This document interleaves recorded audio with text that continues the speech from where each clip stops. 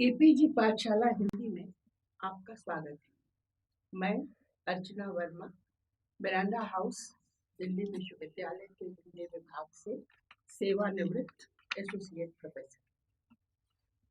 आज हम स्त्री लेखन प्रश्न पत्र के अंतर्गत सांस्कृतिक अस्मिता का संघर्ष और स्त्री मुक्ति इस विषय पर चर्चा करेंगे। इस पाठ के उपरांत आप स्त्री मुक्ति आंदोलन के विकास क्रम में सांस्कृतिक आंदोलन की भूमिका और महत्व को जान सकेंगे। सांस्कृतिक स्त्रीवाद के संदर्भ में भिन्नता के अर्थ को समझ सकेंगे। सांस्कृतिक स्त्रीवाद में स्त्री शरीर पर हुए विचार विमर्श की रूपरेखा प्रस्तुत कर सकेंगे और सांस्कृतिक स्त्रीवादी आंदोलन की आलोचनाओं पर प्रकाश डाल सकेंगे। असल में स्त्री विमर्श समाज में लिंग आधारित शोषण के विरुद्ध हाशिए पर पड़ी स्त्रियों की आवाज है। यह स्त्री लेखन और स्त्री चिंतन का ही एक हिस्सा है। विमर्श जब हम कहते हैं तो इसका मतलब ये होता है कि जैसे चिंतन के भीतर जो बहस है, वाद विवाद, उस पर हम ध्यान केंद्रित कर रहे हैं और अंततः कुल मिलाकर वो उस चिंतन का ही एक अंश बन जाता है। तो स्त्री चिंतन में अगर हम देखें तो भले ही सीधे सीधे कहा गया हो या न कहा गया हो, पितृसत्तात्मक समाज व्यवस्था में स्त्री समुदाय को जो एक दोयम दर्जे का अस्तित्व मिला हुआ है, उस पर स्त्री की अनुभूतियों को, उसकी भावनाओं को, उसके विचारों को अभिव्यक्त किया दिखाई देता है। विश्व के लगभग हर कोने में स्त्रियां इस व्यवस्था के अमानवीय चक्र में पिसती हुई दिखाई देती हैं। अस्मितावादी चिंतन के उत्थान के फलस्वरूप स्त्रियों ने भी अपनी पहचान के लिए संघर्ष का रास्ता अपनाया है। स्त्रीवादी संघर्ष के दौरान स्त्रियों का जो अपना एक स्वतंत्र चिंतन शुरू हुआ और उन्होंने अपनी अवस्था को, समाज में अपनी अवस्था को समझने के लिए ये देखना शुरू किया कि उनसे जुड़े हुए जो मिथक हैं, परंपराएं हैं, वे कहाँ से, कैसे, क्यों बने हैं, किसने बनाए हैं, और इसके लिए वो बार बार पुरुष के चिंतन पर, पुरुष के देखने के तरीकों पर लौटती रही। इस तरह से स्त्री ने अपने आसपास की सांस्कृतिक स्थितियों की समझ और आलोचना की शुरुआत की। तो पहला जो दौर था स्त्री आंदोलन का, वो मानवाधिकार से जुड़ा हुआ था। दूसरे दौर में सांस्कृतिक अस्मिता को लेकर बहस की शुरुआत, और इसकी वजह से स्त्री चिंतन को एक नई दिशा मिली।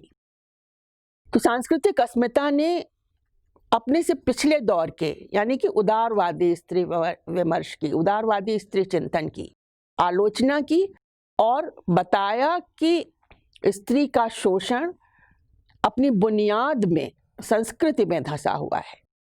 केवल कुछ अधिकारों के समावेश से वो मूल दृष्टि बदल नहीं जाती जो स्त्री के शोषण को उचित ठहराती है। तो इस तरह से शुरू हुआ सांस्कृतिक अस्मिता का संघर्ष। आज के इस पाठ में हम इस सांस्कृतिक अस्मिता का, संस्कृति में स्त्री अस्मिता का, या स्त्री की अस्मिता की रचना में संस्कृति के योगदान का विचार करेंगे। सांस्कृतिक स्त्रीवाद असल में स्त्री चिंतन के बहुत सारे विचारों में से एक प्रमुख विचार है, और वो भी अपने आप में कोई इकहरा विचार नहीं है, बल्कि अनेक प्रकार के सांस्कृतिक चिंतन, अनेक प्रकार की सांस्कृतिक दृष्टियां मिलकर सांस्कृतिक स्त्रीवाद की रचना करती हैं, और बहुत बार वो एक दूसरे के साथ असहमत भी हैं, कहीं कहीं वो एक दूसरे का विरोध करती हुई भी दिखाई देती हैं। तो जो सांस्कृतिक स्त्री विमर्श है वो ये मान करके चलता है कि एक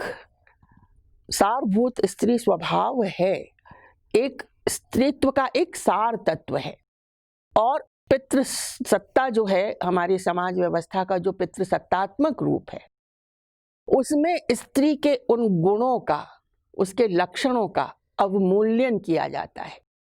अपने जो उसके गुण हैं असल में उसी की वजह से उसको हीन समझ लिया जाता है। और ये जो सांस्कृतिक स्त्री विमर्श है उसका युद्ध इस बात के लिए है, युद्ध तो नहीं कहना चाहिए शायद, संघर्ष इस बात के लिए है कि वो स्वयं स्त्रीयोचित होते हुए भी अपने लिए उन सब सम्मानों की मांग करता है, उन सब अधिकारों की मांग करता है जो स्त्री होने की वजह से उससे छीन लिए जाते हैं।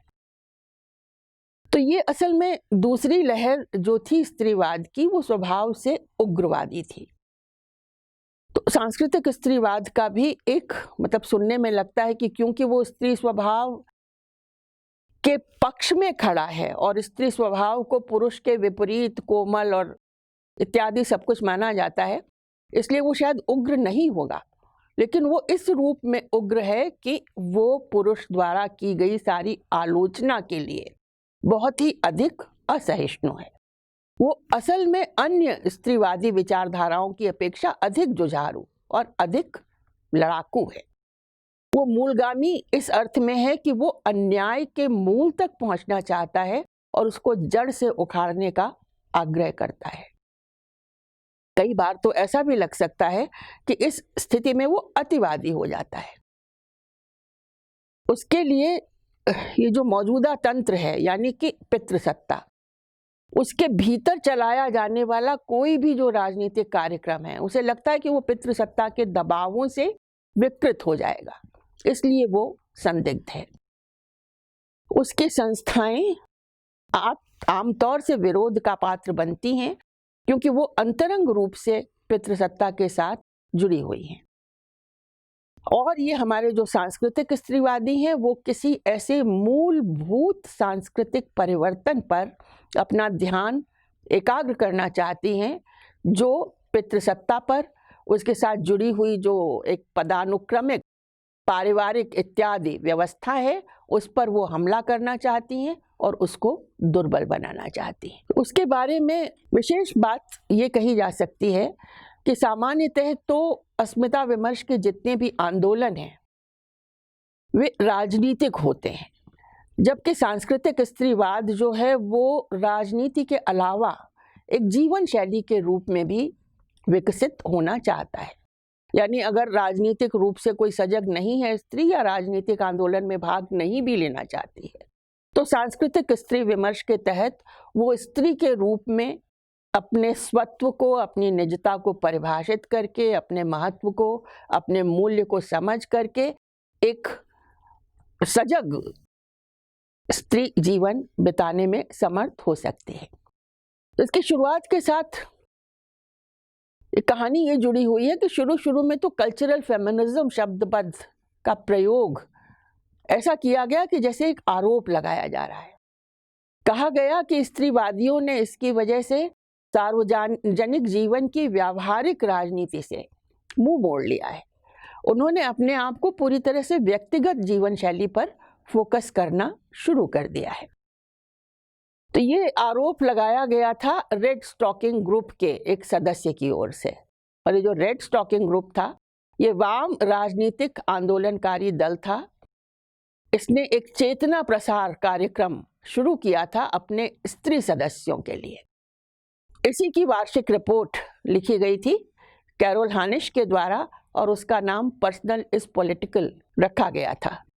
आगे चलकर ऐसा हुआ कि ये रिपोर्ट पूरे स्त्री आंदोलन का मानो एक सूत्र वाक्य बन गई। पर्सनल इज पॉलिटिकल में ये निहित था कि स्त्री के जीवन का अधिकतम जो शोषण है, उसके प्रति जो अधिकतम अन्याय है, वो परिवार के दायरों के भीतर होता है, और इसका प्रतिकार अगर वहीं से शुरू होगा तो स्त्री के जीवन की जो व्यक्तिगत पीड़ाएं हैं वो भी एक पॉलिटिकल, एक राजनीतिक आंदोलन का अंग बने। तो इस तरह से इस दूसरी लहर का सैद्धांतिक सूत्र वाक्य पर्सनल इज पॉलिटिकल इस सांस्कृतिक विमर्श के कहना चाहिए गर्भ से उत्पन्न हुआ। तो एक व्यक्तिगत जीवन शैली की रचने और उग्र स्त्रीवाद को राजनीति विमुख बनाने का आरोप तो वहां लगाया गया था। हम कल्पना करें कि वो ऐसी कौन सी जीवन शैली रही होगी जिसके विकास की कल्पना ये कर रहे थे और जिसका विरोध स्वयं वामपंथी दलों के भीतर से हो रहा था। हम सोच सकते हैं कि शायद तब तक जो स्त्री जनोचित जीवन पद्धति थी, घरेलू कामकाज और जिम्मेदारियों के इलाके, उसमें मांग की गई होगी कि पुरुष को हिस्सेदारी करनी पड़ेगी। शायद घर बसाने को एक वैतनिक कार्य का दर्जा दिया गया था। शिशु पालन के दायित्वों में पुरुष की भागीदारी की बात की गई थी। मातृत्व के एवज में स्त्री के साथ विशेष छूट का व्यवहार करने की मांग की गई थी। और जो पुरुष द्वारा उत्पीड़ित समाज था, जहां स्त्री के लिए भेदभाव का व्यवहार होता था, उसके उन्मूलन के लिए भी एक सजगता दिखाई गई होगी। तो असल में एक तरह से इसे हम स्त्री विमर्श की राजनीति कह सकते। राजनीति के बारे में पुरुष की नजर और समझ के अनुसार उसे उस समय राजनीति विमुख माना गया होगा।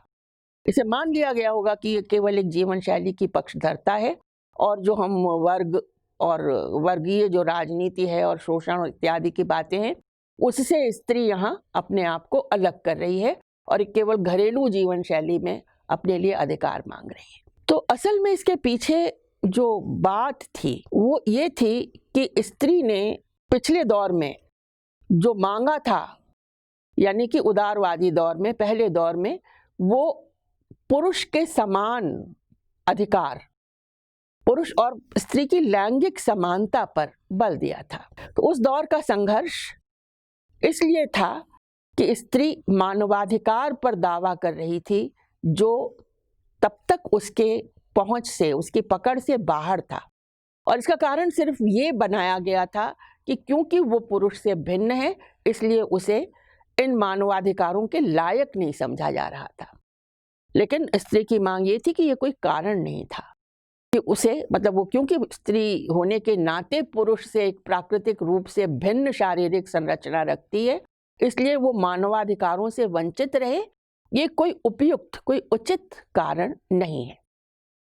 तो इसलिए स्त्री और पुरुष के समान अधिकार का दावा कुछ ऐसा समझा गया कि स्त्री पुरुष के समान है। लेकिन इस समानता का अर्थ पुरुष का प्रतिरूप होना नहीं था। उन्होंने समान रूप से ये बताया कि ये जो लैंगिक अंतर है स्त्री और पुरुष का, यह असल में सामाजिक सांस्कृतिक गढ़ंत है। पितृसत्ता ने स्त्री को केवल एक शारीरिक अस्तित्व और स्त्री शरीर को केवल एक यौन वस्तु की हैसियत दे रखी है। इन हालात में देखा जाए तो शरीर ही स्त्री के उत्पीड़न का कारण है, जिसमें शारीरिकता को नकारने की मानसिकता व शरीर तथा मन की विभक्ति का जन्म होता है।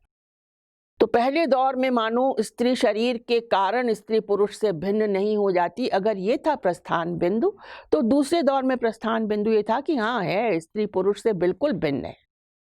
लेकिन इसका अर्थ ये नहीं है कि अधिकारों पर उसका दावा नहीं, अधिकार में वो समान है। इसीलिए यहाँ से ये दूसरा वाक्य शुरू होता है, स्त्री विमर्श भिन्नता का समारोह है, पुरुष से भिन्नता, इसे वो उत्सव का कारण बना लेते। तो उस अनुभव से, उस अन्याय से उबरने के लिए स्त्री ने अपने को पुरुष के समान जो बताने की कोशिश की थी, इस क्रम में उसने अपने तन मन के अस्तित्व के अनेक अनुभव सत्यों को नकारना उचित समझा था। राजनीतिक औचित्य और सैद्धांतिक संकल्प और निष्ठा का मामला बना लिया था, ये साबित करना कि स्त्री पुरुष से भिन्न नहीं है। सांस्कृतिक अस्मिता का संघर्ष यहीं से शुरू होता है। अगर हम दोनों को एक तुलना में देखना चाहें, एक सारणी के द्वारा, इस सारणी का स्रोत है जोसेफिन डोनोवन की पुस्तक feminist theory, the intellectual tradition of American feminism. तो इसमें लिंग और लैंगिकता को लेकर के जो उदारवादी पहला दौर था और जो सांस्कृतिक स्त्रीवाद का दूसरा दौर था, इनकी अवधारणाओं में अगर हम तुलना करें तो हम देखेंगे कि स्त्रियों तक प्राकृतिक अधिकारों के प्रसार पर इनकी मांगें आधारित, जबकि सांस्कृतिक स्त्रीवाद जो है वो एक रूमानी आवयविक समग्रतावादी व्यक्तिवाद पर आधारित है। उदारवादी जो आंदोलन था उसमें विवेक और तर्क पर, आस्था पर जोर दिया गया था। ये जो सांस्कृतिकवाद है उसमें स्त्री की जो तर्कातीत प्रज्ञा है, जिसको हम इंट्यूशन कहते हैं, अंतश्चेतना का ज्ञान, उसकी भूमिका पर बल दिया गया था। उदारवादी आंदोलन में स्त्री और पुरुष की क्षमताओं को समान सिद्ध करने की कोशिश की गई थी।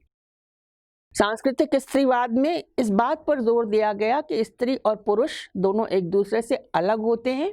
स्त्री की संस्कृति अलग है। संस्कृति का मतलब यहाँ स्थानीय सांस्कृतिक विशेषताओं से नहीं है जो अलग अलग जगहों पर, अलग अलग जातियों में, अलग अलग समाजों में उत्पन्न होती हैं, बल्कि एक स्त्री संस्कृति और एक पुरुष संस्कृति की कल्पना की गई है।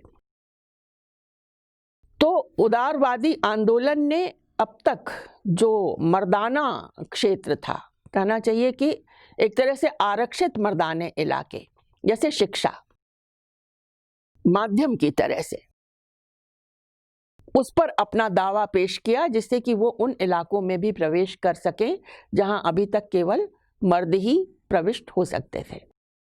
इसके विपरीत जो सांस्कृतिक स्त्री विमर्श है, उसने मर्दाने प्रभाव क्षेत्र के बाहर स्त्री के लिए एक अलग विकास की जगह की मांग की। उदारवादी स्त्री विमर्श में स्त्री की कल्पना की गई एक विवेकशील स्वतंत्र कर्ता के रूप में, जिसकी गरिमा उसकी स्वतंत्रता पर निर्भर होती है। जबकि सांस्कृतिक स्त्रीवाद में माना गया कि सारभूत स्त्रियोचित सरोकारों और मूल्यों से निर्देशित मातृसत्तात्मक समाज का निर्माण किया जाए। पहले दौर में राजनीतिक अधिकारों की मांग हुई थी। दूसरी दौर में बृहत्तर सामाजिक सुधारों के लिए एक सोपान की तरह स्त्री के अधिकार की मांग की गई थी। तो इस एक तुलना से हम समझ सकते हैं कि स्त्री के संघर्ष में कहीं एक बार मानवाधिकारों की सहज सत्ता स्थापित हो जाने के बाद भी शायद अनुभव ये किया गया कि सामाजिक स्थिति में कोई खास फर्क स्त्री के लिए आया नहीं है। स्त्री को पुरुष से भिन्न समझे जाने की स्थिति इस रूप में बदली नहीं है कि उसे भले ही पुरुष के समान अधिकार दे दिए गए हों या शायद पूरी तरह से ना भी दिए गए हों, तो भी परिवार में, जीवन में ऐसी कोई मूलभूत बदली नहीं है स्त्री जिससे कि उसे ये संतोष मिले। तो इसलिए फिर उन्होंने ये मांग अगले चरण में कि वो अपने स्त्री होने से इनकार नहीं करना चाहती, वो मान कर चलती है कि हाँ, स्त्री सार रूप में पुरुषों से भिन्न है और इस भिन्नता पर वो न केवल गर्वित है बल्कि उसको उत्सव मनाने के लायक सत्य समझती है। इतना जरूर है कि अधिकांशतः सांस्कृतिक स्त्रीवादियों ने ये माना है कि ये दैहिक भिन्नता के कारण कोई अंतरंग अंतर नहीं है, ये एक मनोवैज्ञानिक सत्य है और सांस्कृतिक गढ़ंत है। यानी वो जो बात आगे चल करके स्वीकार की गई कि स्त्री होती नहीं बनाई जाती है, वो भले ही अपनी जगह पर सच हो, इसके बावजूद ये तो मानना ही पड़ेगा, जैसा कि उन्होंने माना कि एक बार जब वो भिन्नता स्थापित हो जाती है तब स्थिति ये होती है कि स्त्री उस भिन्नता से मुक्त नहीं हो पाती। तो एक बार मान लेने के बाद वे इस बात की तरफ, इसके चिंतन की तरफ ज़्यादा जाती ही नहीं है कि ये भिन्नताएं उद्गम में शारीरिक हैं अथवा सांस्कृतिक। बस वो इतना मान लेती हैं कि चाहे जो भी हो, भिन्नताएं तो हैं, फिर भले ही वो समाजीकरण से उपजी हो या शरीर शास्त्र से या फिर एक पितृसत्तात्मक समाज में स्त्री की हैसियत से रहने के समग्र इतिहास। तो भिन्नता की इसी स्वीकृति से लिंग अथवा सेक्स के अवमूल्यन का और लैंगिकता एवं जेंडर की अवधारणा का विकास होता है और स्त्री एक शारीरिक अस्मिता के स्थान पर एक सांस्कृतिक अस्मिता बन जाती है। उसमें स्त्री के प्यार, पाल पोस की क्षमता, अहिंसा, भावपूर्ण बुद्धिमत्ता की प्रवृत्तियों का उत्सव मनाने की मानसिकता दिखाई देती है और वे इन्हें स्त्री चरित्र के गुण मानती हैं। उनका यह भी मानना है कि अपने इस चरित्र के कारण स्त्री न केवल पुरुष से भिन्न बल्कि उसकी अपेक्षा अधिक विकसित प्राणी भी सिद्ध होती है और अपनी परंपरागत भूमिका के विस्तार से वो अधिक मानवीय विश्व दृष्टि और अगर उसका अनुगमन करके समाज की व्यवस्था की जाए तो एक वैकल्पिक राजकीय शासकीय वैश्विक संस्कृति के लिए वो एक बेहतर आधार प्रदान करती है। ये कुछ महत्वपूर्ण नाम है। जेन एडम्स, शार्लोट पार्किंस गिलमैन, ये सांस्कृतिक स्त्रीवाद के आरंभिक सिद्धांतकार हैं। इनका तर्क है कि राजकीय प्रबंधन और शासन में सामाजिक संघर्षों को सुलझाने के लिए सहकारिता, सार संभाल और अहिंसा ये स्त्री के गुण हैं। इनको ग्रहण किया जाए तो स्थितियां निश्चित रूप से बहुत बहुत बेहतर हो सकेंगी। तो सांस्कृतिक स्त्रीवाद स्त्री अस्मिता को परिभाषित करता है तो उसको अंतरंग रूप से दयालु, कोमल, समता प्रिय, अहिंसक और पाल पोस में रुचि रखने वाली की तरह देखता है। जेन एडम्स, शार्लोट पार्किंस गिलमैन जैसे विदेशियों ने श्रेष्ठतर स्त्री मूल्यों पर, खासतौर से करुणा और शांति प्रियता पर बल दिया था। उग्र सांस्कृतिक स्त्रीवादियों का मानना था कि पितृसत्ता के विरुद्ध संघर्ष और मुक्ति का अर्थ स्त्रीत्व से मुक्ति पाना नहीं है बल्कि स्त्रीत्व को पितृसत्ता की अधीनता से वापस दखल कर लेने की जरूरत को पहचानना है। इसलिए स्त्रीयोचित समझे जाने वाली प्रवृत्तियों का उत्सव होना चाहिए। इसका अर्थ पितृसत्ता के इस प्रभावी और सबल सांस्कृतिक विमर्श को चुनौती देना भी था कि स्त्रियां पुरुष से हीन और उसके अधीन होती हैं। उनका विश्वास था कि इनसे मर्दानगी के स्वार्थपरता, हिंसकता और यौनिक व्यवहार में आत्मनियंत्रण के अभाव जैसे लक्षणों को जीता जा सकेगा। तो ये जिस सांस्कृतिक भिन्नता की बात कर रही हैं और जिसकी स्वीकृति से गर्वित होती हैं और जिसका वो उत्सव मनाना चाहती हैं, उस भिन्नता का स्रोत असल में शरीर ही है। और इस स्तर पर ये स्त्री शारीरिकता के सिद्धांतकार के प्रमुख नामों की तरह ये दो चिंतक हैं, मेरी डैली और एड्रियन रिच। एड्रियन रिच तो अभी अभी उनका देहांत हुआ है कुछ महीने पहले। वो महत्वपूर्ण नाम है इस संदर्भ में। उन्होंने अपनी तरफ से सैद्धांतिक एक आधार प्रदान किया इस विचार को कि पुरुष से स्त्री की भिन्नता मूलगत है और सारभूत है और इसे ऐसा ही बने रहना चाहिए। उसकी जो बुनियादी और सबसे अधिक भिन्न प्रत्यक्ष भिन्नता है उसका अधिकांश अपनी जड़ों में शारीरिक है। स्त्री की प्रजनन क्षमता इनमें प्रमुख और विशिष्ट है। मातृत्व स्त्री की अपेक्षा के दैहिक दुर्बलता उसे दैहिक और यौनिक हिंसा के सामने असुरक्षित बनाती है, लेकिन संतति धारण और स्तनपायिनी क्षमताओं के कारण वो एक विशेष स्थिति पर होती है और इन्हीं के कारण व्यापक तौर पर उसे संतति पालन की भूमिका दे दी गई है। इसके कारण उसकी गतिविधियां और जिम्मेदारियां सार्वजनिक जीवन की संलग्नता की अपेक्षा घर के साथ अधिक नत्थी हो जाती हैं। इन वजहों से उसका मानसिक गठन भी प्रायः पुरुष से अलग मान लिया जाता है। तो अकारण टकराहट से बचने और संबंधों की रक्षा के लिए उन्मुख रहने की विशेषताओं पर खास तौर से जोर दिया जाने लगता है।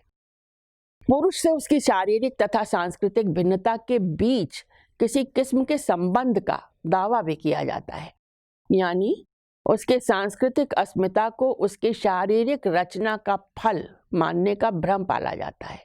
लेकिन सांस्कृतिक स्त्रीवाद इन भिन्नताओं पर बल देकर पितृसत्ता के लिंगवादी पूर्वग्रहों को निरस्त करना चाहता है। इसका अर्थ अपनी अधीनता को उचित और उत्पीड़न को स्वाभाविक मानना कदापि नहीं। पुरुष से भिन्नता के इस परिप्रेक्ष्य में स्त्रियों के बीच, विश्व भर की स्त्रियों के बीच जो कुछ साझे का है, यानी उनकी प्रजनन क्षमता, उनकी संतति पालन की क्षमता और शरीर के कारण होने वाले जो उनके उत्पीड़न हैं, वो संसार भर की स्त्रियों को एक तरह के बहनापे में, अस्मिता की साझेदारी के संबंध में, एकता और एकजुटता के लिए आधार प्रदान करते हैं। पुरुष के स्त्री द्वेष की व्याख्या, यानी प्रायः जो है पुरुष का ये मानना कि स्त्री घटकर है, उसकी व्याख्या करते हुए डेली का कहना है कि बांझ पौरुष स्त्री ऊर्जा पर पराश्रय की ओर जाता है। स्त्री ऊर्जा जो हमारे जीवन पोषी, जीवन सृष्टा, दैहिक गठन से प्रवाहित होती है, क्योंकि स्त्री ऊर्जा सारभूत रूप से जीवन प्रेमी है, अतः जीवन के विरुद्ध आक्रामकता के निरंतर युद्ध में स्त्री की आत्मा और शरीर को प्राथमिक निशाना बनाया जाता है। समूचे पुल्लिंग की निस्संतान हैसियत उसे स्त्री पर निर्भरता की ओर ले जाती। उनके भय, असुरक्षा और निर्भरता को देखते हुए लगभग समझा जा सकता है कि पुरुष अपने लिए बेहद जरूरी तत्व यानी स्त्री की जीवन ऊर्जा पर अनुशासन और नियंत्रण की चाह रखेगा ही। स्त्री के जीवन की ऊर्जा को डेली ने उसके प्राकृतिक सार तत्व के रूप में संकल्पित किया है, जो पुरुष पराश्रितों से मुक्त, रचनात्मक अभिव्यक्ति के लिए विमोचित और अन्य स्त्रियों के संगति से ऊर्जस्वित की जानी चाहिए। इस मुक्त अवकाश में प्यार, सृजन और पोषण की क्षमता के स्वाभाविक स्त्री सुलभ गुण फल फूल सकते हैं। डेली के लिए स्त्रीत्व अन्य किन्हीं तत्वों की अपेक्षा स्त्री की पहचान का सर्वाधिक महत्वपूर्ण पारिभाषिक तत्व है, क्योंकि अगर स्त्री की भिन्नता और विशिष्टता से ही इनकार किया जाना हो तो फिर स्त्री अस्मिता का वास कहाँ है। अतः डेली का कहना है कि जो स्त्रियां पिताओं और पुत्रों के बीच अपना नकली तौर से शामिल कर लिया जाना स्वीकार कर लेती हैं, यानी कि अपनी जो एक सेंस ऑफ बिलोंगिंग है, अपनी सदस्यता है, वो अपने परिवार के पुरुषों के साथ जोड़ लेती हैं, वे आसानी से अन्य स्त्रियों के विरुद्ध ध्रुवीकरण में तथा शत्रु स्त्री की पराजय का आनंद बनाने में भी शामिल हो जाती हैं। यानी अगर एक जो विश्वजनीन बहनापे की कल्पना है स्त्री के साथ, स्त्री के स्नेह की, संबंध की, संगति की, उसमें बाधक होता है स्वयं को पुरुष प्रजाति के साथ जोड़ लेना। डाली का मानना है कि ये भेद यानी स्त्री से स्त्री के बीच के भेद वास्तविक नहीं, प्रतीयमान है, सारभूत और अनिवार्य नहीं, सतही और ऊपरी है। डेली के भेदभाव के नक्शे में जो एकमात्र भेद स्त्री के व्यक्ति के अस्तित्वगत स्थान को बदल सकता है वो लैंगिक भिन्नता है। वही बिंदु है जहां हमारा सार तत्व परिभाषित होता है, हमारा लिंग, जिससे हमारे विषय में सारे तथ्य प्रवाहित होते हैं। कौन हमारे संभावित साथी हैं, कौन हमारे शत्रु, क्या हमारे वस्तुगत लाभ हैं, क्या हमारी असली प्रकृति।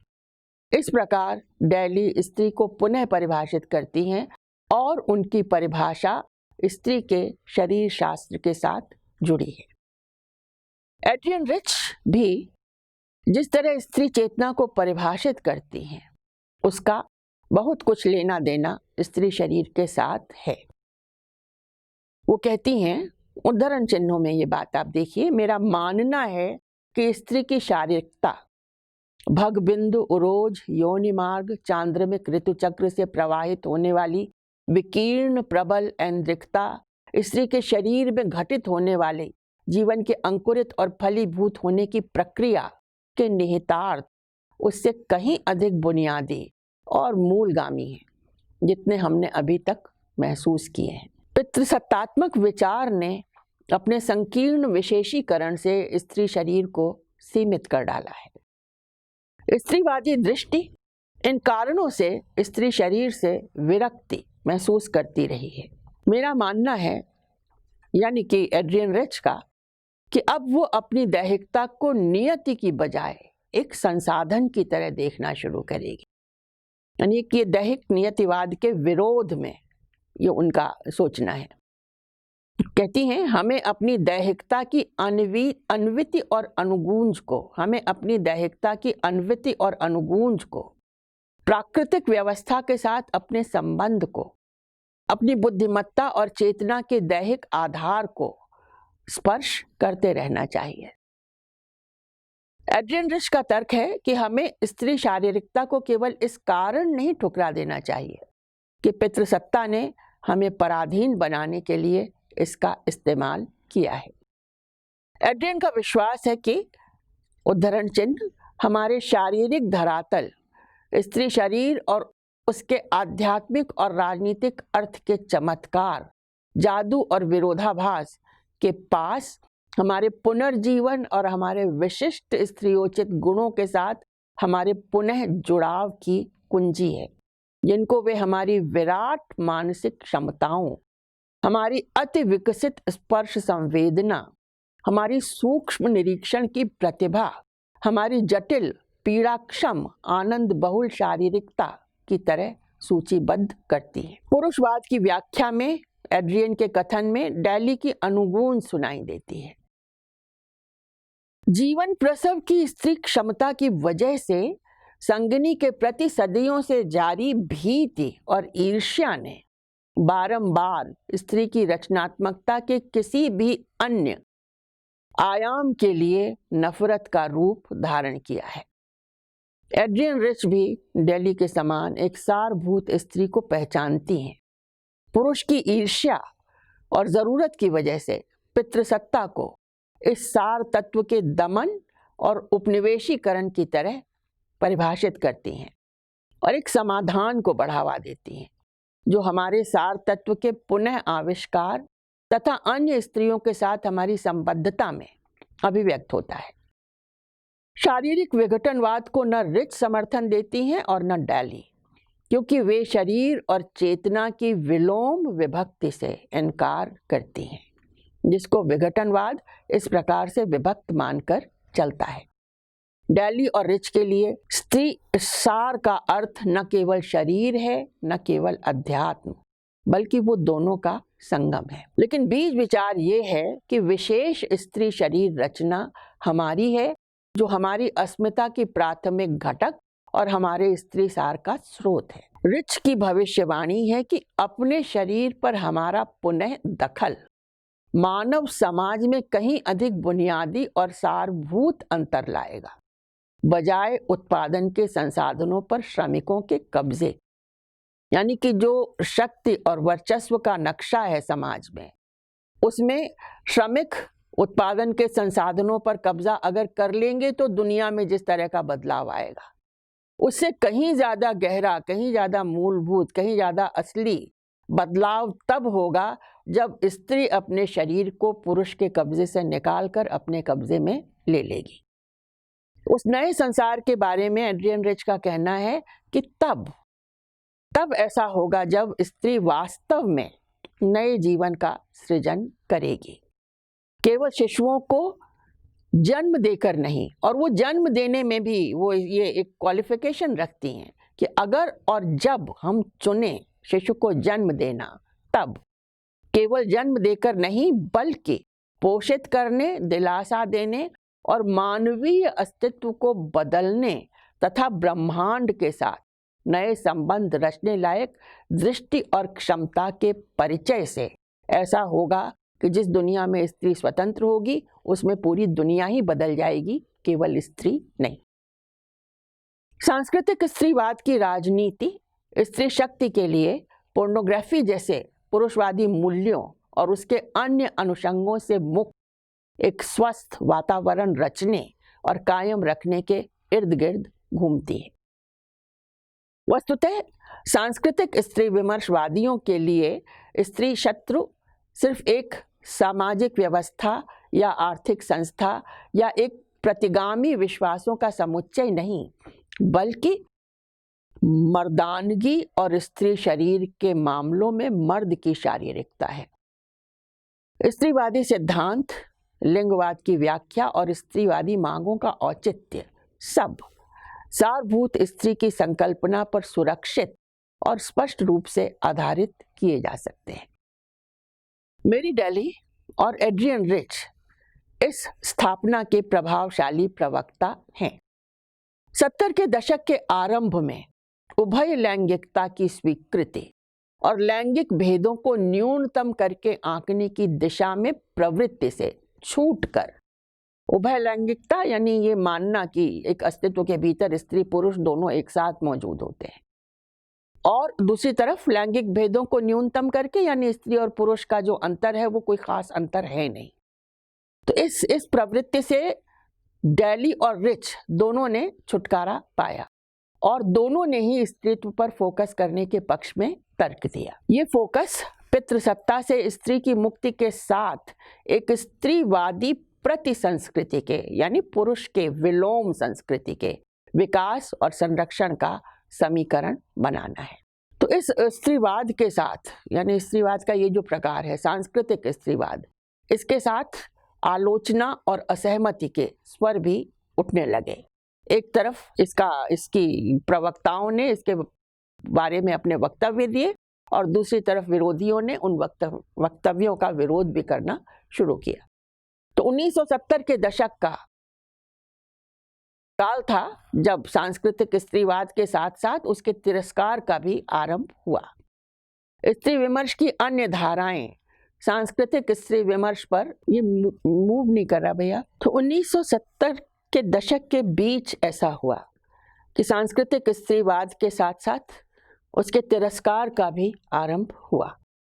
स्त्री विमर्श की जो अन्य धाराएं थीं वे सांस्कृतिक स्त्री विमर्श के साथ खुद को सहमत नहीं पा रही थी, बल्कि उस पर प्रहार कर रही थी।